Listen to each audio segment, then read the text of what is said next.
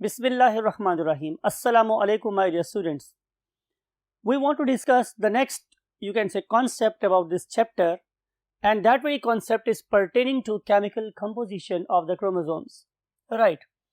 अगर आप chemical composition की बात करें कि क्रोमोसोम किस किस केमिकल से मिलके बना है, तो आंसर है दो डिफरेंट केमिकल से. एक को हम बोलते हैं DNA, also called as nucleic acids, other one is called as the proteins.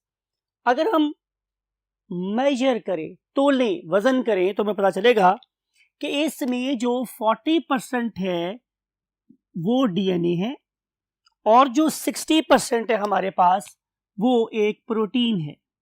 Right, 60% is protein, 40% is DNA.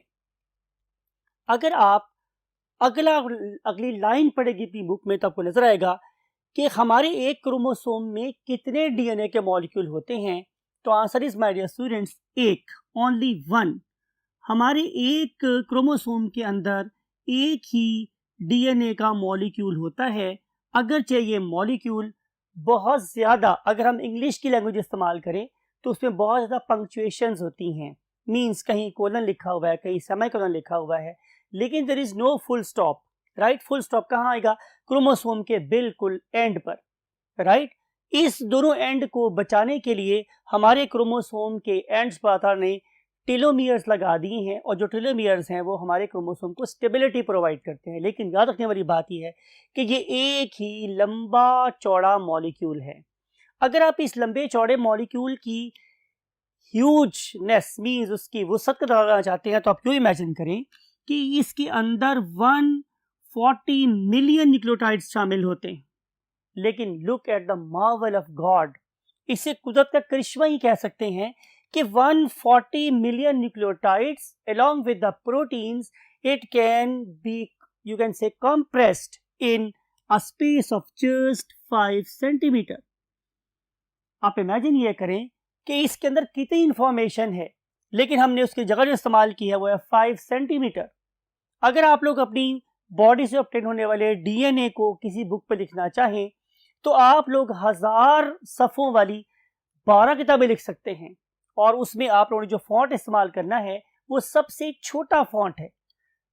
आप लोगों को जो इंफॉर्मेशन लिखने के लिए 12 किताबें चाहिए थी, नेचर ने वो इंफॉर्मेशन 5 सेंटीमीटर जगह में क्या कर दी है? पैक कर दी है. इसीलिए हम डीएनए को मार्वल ऑफ गॉड भी कहते हैं. आप इमेजिन कर सकते हैं इसी पर्टिकुलर कॉन्सेप्ट से कि नेचर अपनी फंक्शन में, अपनी एक्यूरेसी में कैसे स्ट्रक्चर को फंक्शन से रिलेट कर रही है. अगली बात, जब मैंने अपने डीएनए को निकाला, कहां से? क्रोमोसोम में से. कितने परसेंट निकला? 40%. तो हमने क्या देखा कि हम उस पर देखते हैं कि उस पर चार्ज कौन सा है. तो पता चला कि DNA is always a negatively charged molecule. It is a negatively charged molecule. ये स्टूडेंट्स आपने बात अपने माइंड में बिठा लेनी है, क्योंकि इस पर्टिकुलर चीज की फ्यूचर एप्लीकेशन है. जब आप लोग आगे चल के इसी चैप्टर में या बायोटेक्नोलॉजी में आप डीएनए को सेपरेट करना चाहेंगे, तो फिर हम उसको सेपरेट करते हैं on the basis of charges. जब हम इनको जेल इलेक्ट्रोफोरेसिस करेंगे तो हम हमेशा डीएनए को नेगेटिवली टर्मिनल के ऊपर ही ऐड करेंगे ताकि वहां से हम इसे पुश दे सकते हों. तो ये जो कॉन्सेप्ट है ये बड़ा इंपॉर्टेंट है कि हमारे डीएनए के ऊपर negatively charge molecule.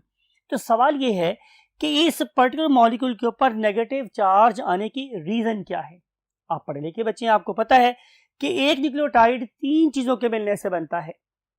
One of them is pentose sugar, other one is nitrogenous base, and third one is phosphate. और आपको ये वाली बात भी पता है कि फॉस्फेट का जो फॉर्मूला है इट इज H3PO4.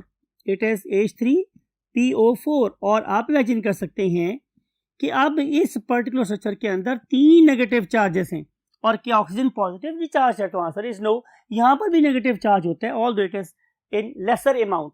तो जब इतने ज्यादा फॉस्फेट्स, कितने मैंने बोला है? 140 मिलियन फॉस्फेट्स, बिकॉज कि इतने ही न्यूक्लियोटाइड है तो हर न्यूक्लियोटाइड में उतने ही फॉस्फेट भी होंगे. तो जब इतने ज्यादा फॉस्फेट वाला मॉलिक्यूल कंडेंस होगा तो डेफिनेटली ओवरऑल उसके ऊपर एक नेगेटिव चार्ज आ जाएगा। तो आप लोगों ने दो चीजें माइंड में रखनी है, पहली बात कि डीएनए पे चार्ज कौन सा है, तो आंसर है नेगेटिवली चार्ज, और दूसरी बात क्या, रीजन क्या है, उसके अंदर प्रेजेंट फॉस्फेट की बैकबोन, और उस बैकबोन के ऊपर चार्ज कौन सा है, नेगेटिव। अब हम बात करते हैं कि डीएनए मॉलिक्यूल के ऊपर अगर नेगेटिवली चार्ज है तो फिर वो क्यों लिपट जाता है हमारी प्रोटीन के साथ, तो आंसर ये है कि हमारी प्रोटीन के ऊपर हमेशा पॉजिटिव चार्ज होता है, हमारी प्रोटीन के ऊपर हमेशा पॉजिटिव चार्ज है, तो नेगेटिव चार्ज खिंचा चला जाता है towards the positively charge molecules. सवाल ये है कि हमारी प्रोटीन पे पॉजिटिव चार्ज क्यों आ रहा है, तो क्या ख्याल है students, answer is very simple कि प्रोटीन इसकी बनी हुई है अमाइनो एसिड की। आपको पता है कि अमाइनो एसिड मेरे पास तीन किस्म के हो सकते हैं, पॉजिटिवली चार्ज, नेगेटिवली चार्ज और न्यूट्रल। तो यहाँ पे जो मॉलिक्यूल इस्तेमाल हुए हैं, मींस अमाइनो एसिड इस्तेमाल हुए हैं, they are arginine and lysine. मैं ये नहीं बोल रहा हूं कि उसमें कोई और नहीं है, लेकिन इनकी कॉन्सेंट्रेशन हमारी हिस्टोन में बहुत ज्यादा है।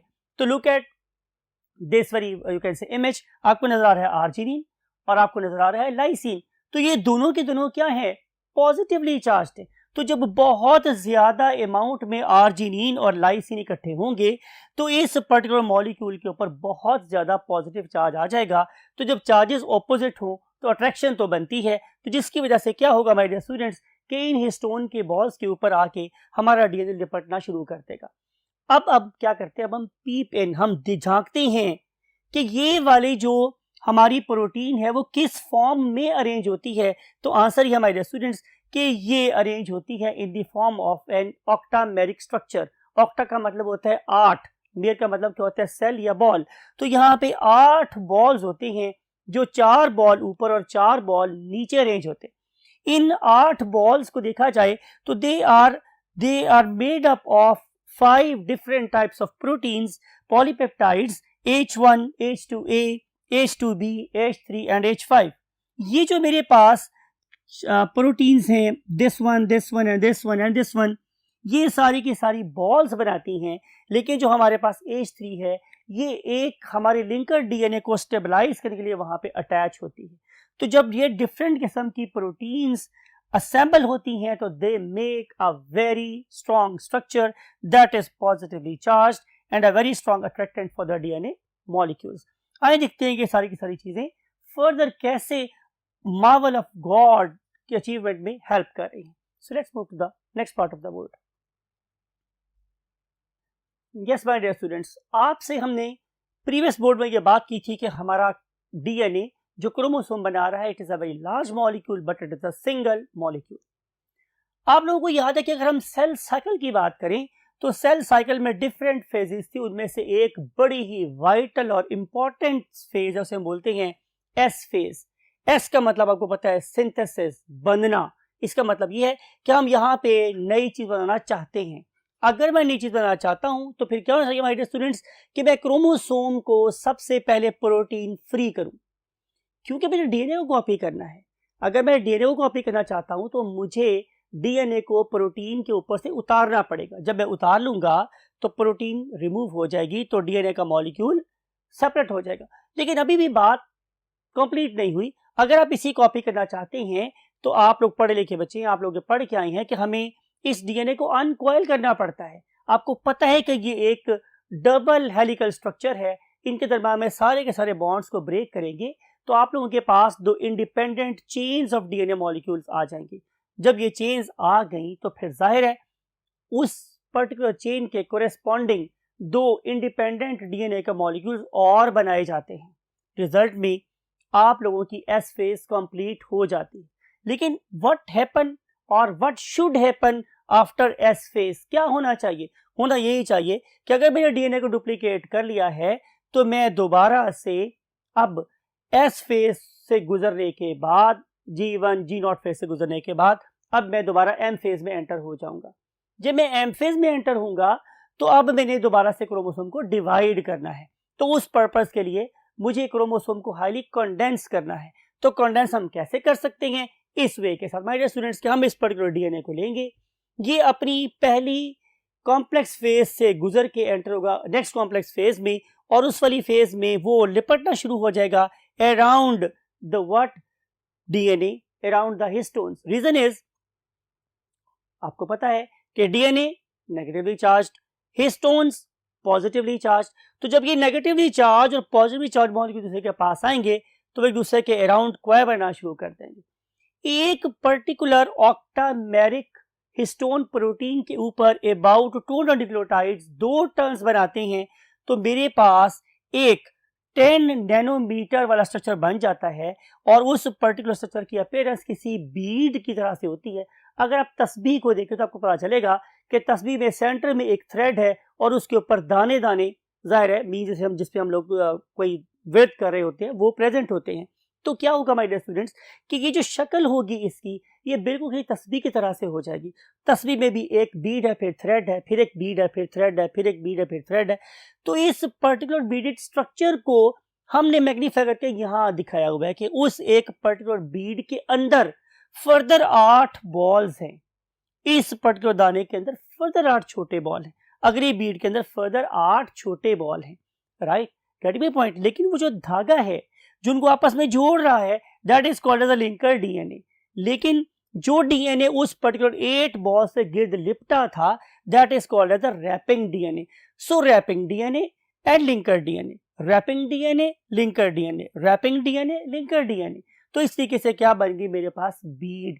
ये जो स्ट्रक्चर मेरे पास बना है it is the only structure that can be seen even with the help of electron microscope.